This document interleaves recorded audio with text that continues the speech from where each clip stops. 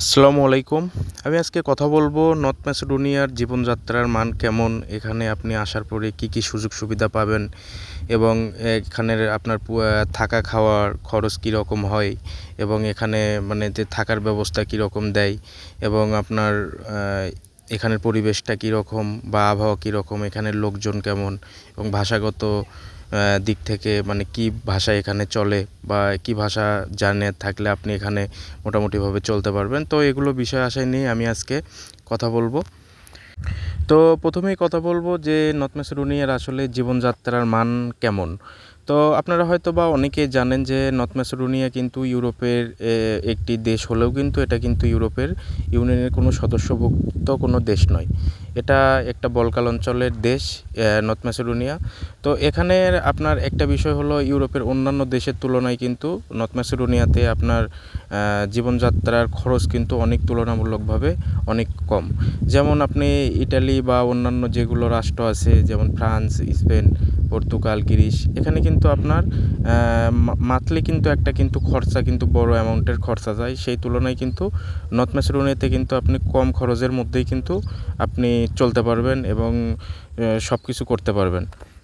তো এখানে কিন্তু আপনার বাসা ভাড়া, খাবার, মোবাইল বিল, ইন্টারনেট বিল বা আপনার ব্যক্তিগত যে খরচ, এগুলো কিন্তু এখানে কিন্তু অনেক তুলনামূলকভাবে কিন্তু অনেক কম হয়ে থাকে। তো তারপরে আসি আপনার বেতনের বিষয় নিয়ে। বেতন কিন্তু আসলে আপনার নির্ভর করে একটা কোম্পানির উপর বা আপনার দক্ষতার উপরেই কিন্তু বেতন নির্ভর করে।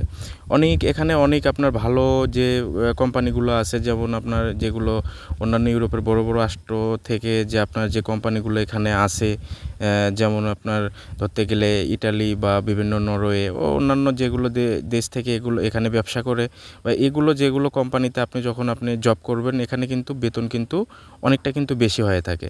আবার দেখা গেলো যে যারা এই ম্যাসেডোনিয়ান যে কোম্পানিগুলো আছে, যেগুলো ম্যাসেডোনিয়ান কোম্পানি, এগুলোতে কিন্তু আপনার বেতন কিন্তু তুলনামূলকভাবে অনেক কম হয়ে থাকে। তো বর্তমানে কিন্তু নর্থ ম্যাসেডোনিয়াতে আপনার নির্মাণ কাজ বা কৃষি সেক্টরে বা অন্যান্য ফ্যাক্টরি ওয়ার্কার, এগুলোতে কিন্তু আপনার ম্যাসেডোনিয়াতে কিন্তু প্রচুর বাংলাদেশিদের চাহিদা রয়েছে। আপনি আসার পরে কিন্তু এখানে আপনার কাজের ধরতে গেলে কাজের কিন্তু কোনো অভাব নাই। আপনার যদি দক্ষতা ভালো থাকে বা আপনার যদি অভিজ্ঞতা থাকে বা যে কোনো বিষয়ে আপনি যদি পারদর্শী হন, এখানে কিন্তু আপনি কিন্তু 100% কিন্তু আপনি এখানে কাজ পাবেন এবং কাজের কিন্তু বেতন কিন্তু অনেকটাই কিন্তু ভালো। অন্যান্য দেশের তুলনায় কিন্তু নর্থ ম্যাসেডোনিয়াতে কিন্তু কাজের বেতন অনেকটা ভালো হয়ে থাকে। তো এবার কথা বলবো খাবারের বিষয়ে। অনেক ভাই আমাকে প্রশ্ন করেন যে ভাই নর্থ ম্যাসেডোনিয়াতে আসলে মানে খাবার কি খাবার পাওয়া যায় বা এখানে কি খাবার চলে। তো নর্থ ম্যাসেডোনিয়াতে কিন্তু আন্তর্জাতিক মানের প্রত্যেকটা খাবার কিন্তু আপনি এখানে পাবেন। আর তারপরেও কিন্তু যে এশিয়ান যে খাবারগুলো যেমন আমরা বাঙালিরা যে খাবারগুলো পছন্দ করি, যেমন শাকসবজি, মাছ, মাংস, গরুর মাংস বা অন্যান্য যেগুলো খাবার আছে আর কি, সামথিং যেগুলো আমরা বাংলাদেশে খাইয়ে থাকি, এগুলো খাবার কিন্তু নর্থ ম্যাসেডোনিয়াতে আপনি কিন্তু পাবেন। আর এগুলোর মার্কেট কিন্তু আপনার আলাদা মার্কেট থাকে, সেখানে কিন্তু আপনার এই এশিয়ান যে প্রোডাক্টসগুলো এগুলো কিন্তু সারা বিশ্ব থেকে কিন্তু ইম্পোর্ট করে এবং এখানে কিন্তু আপনি এই যে এশিয়ান যে খাবার আমরা যেগুলো খাবার খাই, এগুলো খাবার কিন্তু আপনি এখানে পাবেন।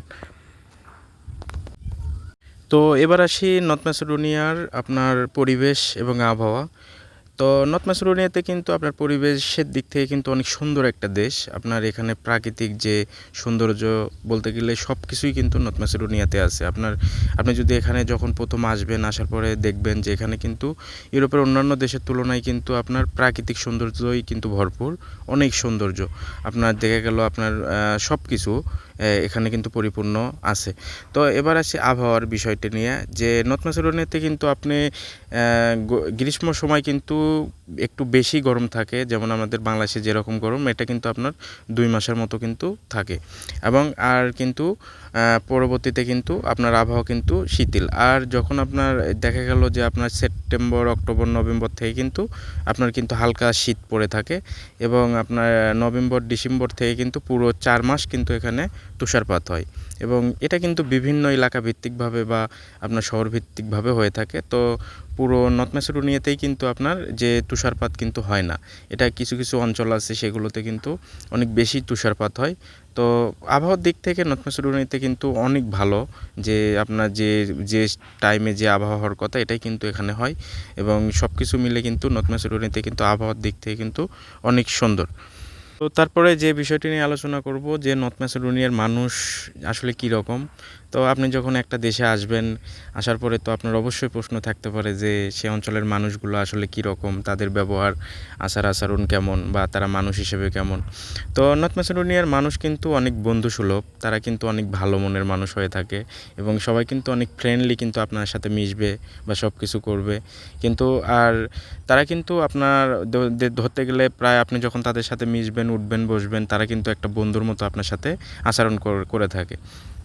তো ধরতে গেলে নর্থ ম্যাসেডোনিয়াতে বাঙালি কিন্তু অনেক কম, আর সেই হিসেবে কিন্তু তারা বাংলাদেশিদের সাথে কিন্তু অনেক ভালো ব্যবহার করে থাকে। তারপরে আমরা যে বিষয়টি নিয়ে কথা বলবো ভাষাগত দিক থেকে, তা আপনি যখন নর্থ ম্যাসেডোনিয়াতে আসবেন তখন আপনার যে ভাষার যে প্রয়োজন পড়বে, যে আপনি এখানে আসার পরে অনেক ভাই আমাকে বলে যে ভাই আমি তো ভাষা জানি না, তো আমি যাওয়ার পরে আমি তা মানে কিভাবে। তো এই বিষয়টা কিন্তু অত্যন্ত গুরুত্বপূর্ণ একটা বিষয়, যে আপনি যখন এখানে আসবেন, আসার পরে আপনার ভাষা জানতে হবে কি না। তো আপনি যখন এখানে আসবেন, আসার পরে কিন্তু আপনি এখানকার ভাষা কিন্তু আস্তে আস্তে আপনি কিন্তু শিখতে পারবেন।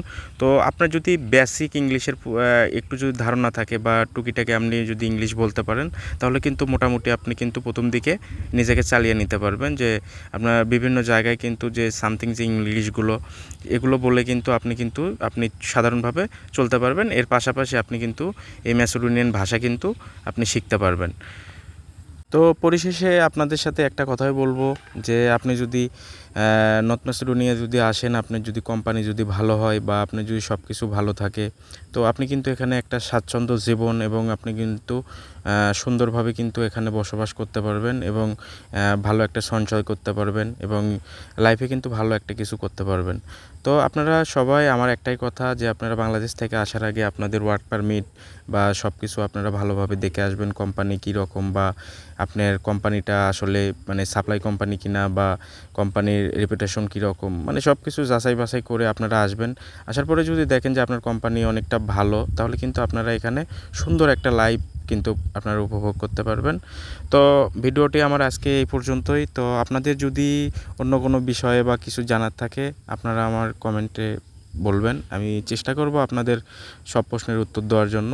তো আজকের মতো সবাই ভালো থাকবেন, সুস্থ থাকবেন, আর সবার জন্য শুভকামনা। তো আসসালামু আলাইকুম।